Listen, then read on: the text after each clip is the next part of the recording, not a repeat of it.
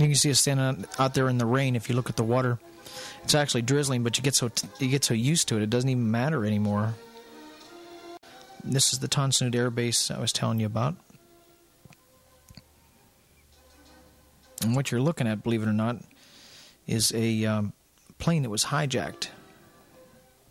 And the two guys that hijacked it landed there, and then they stormed the plane and shot the two guys and killed them. And that's right after it happened. Now you can see how green everything is now. This is the same place I shot when I first moved down to this area. Before I said it was the 501st, but it was the 504th Signal Battalion. More monsoon water.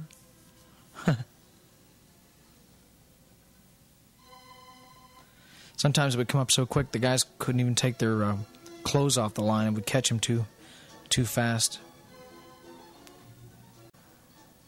There's Tripper, all grown up, got rid of the mange.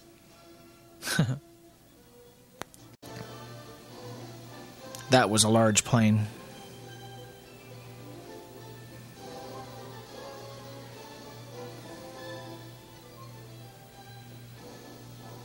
Now we get to the good stuff. I say to Reichert, hey, oh, there's a rainbow.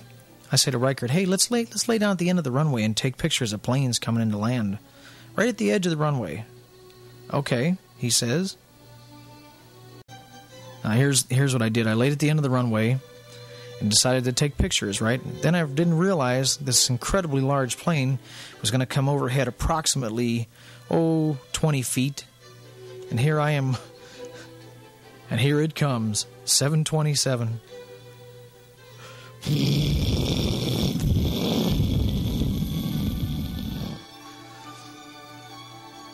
Needless to say, it scared the hell out of me. And I'll tell you one thing, I didn't do it again. I was in a karate class called Taekwondo when I was there. I'm going to get to see a little bit of him. This was my teacher, Tony. He was from Puerto Rico, believe it or not.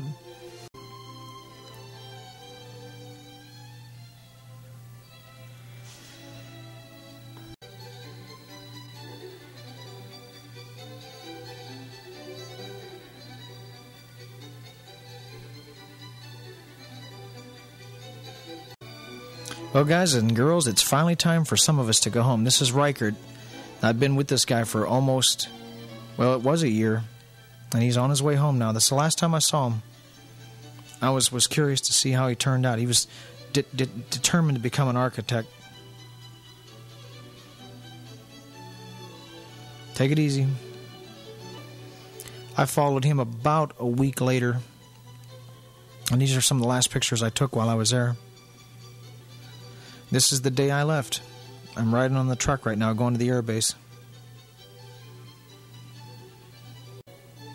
These are some South Vietnamese troops that were training as we went past.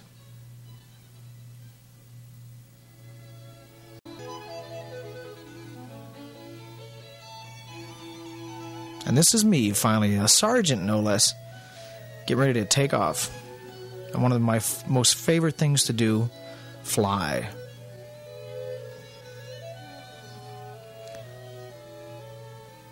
And we bid a fond farewell to Saigon and Vietnam.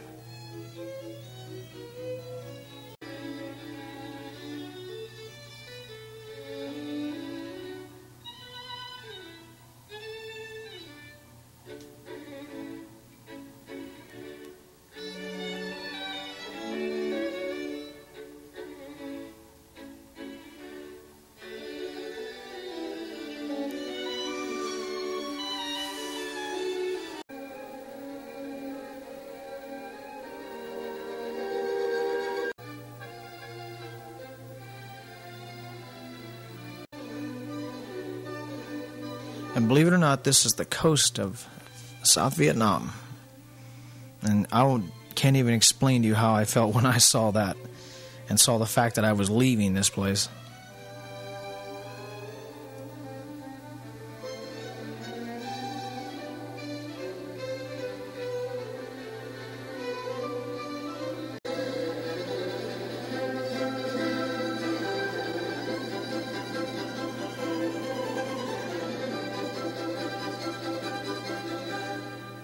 we pick up the scene here. This is starting to come close to Japan on the way back. And I got some great shots of some islands with the clouds coming over top.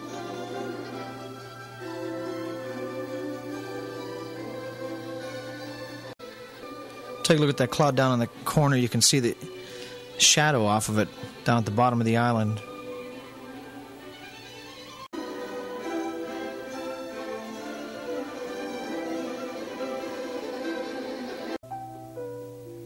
And here we go, coming in for a landing in Tokyo, believe it or not.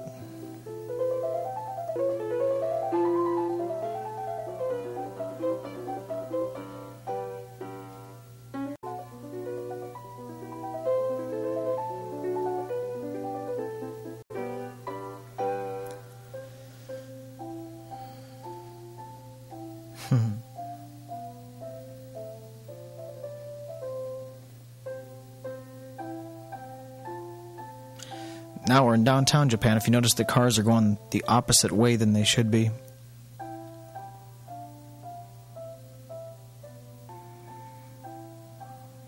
And that's downtown Tokyo. I was riding in a cab when I took these pictures. Now I'm actually at a Japanese high school football game, believe it or not. These are the last pictures I took out of the country. I went on to Alaska for a layover and then on to Oakland, California, where I landed at. Japanese cheerleaders? Why not?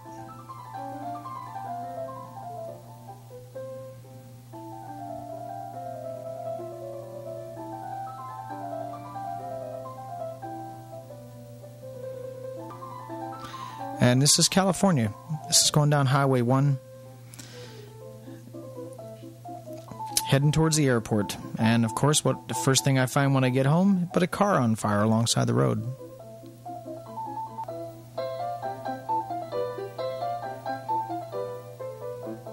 Must have been a pretty hot car.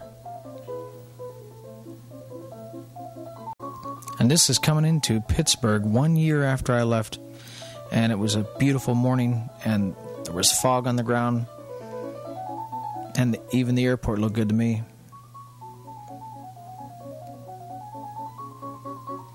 And here's the gang. My mother on the right, Mary Lou on the left, Michael on the far left, and I'm ready to get home. There's Linda in the middle trying to carry my bag.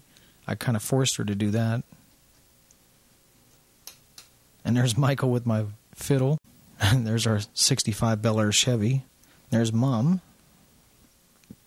And here I am back home finally. Home at last. And this is the end of the film.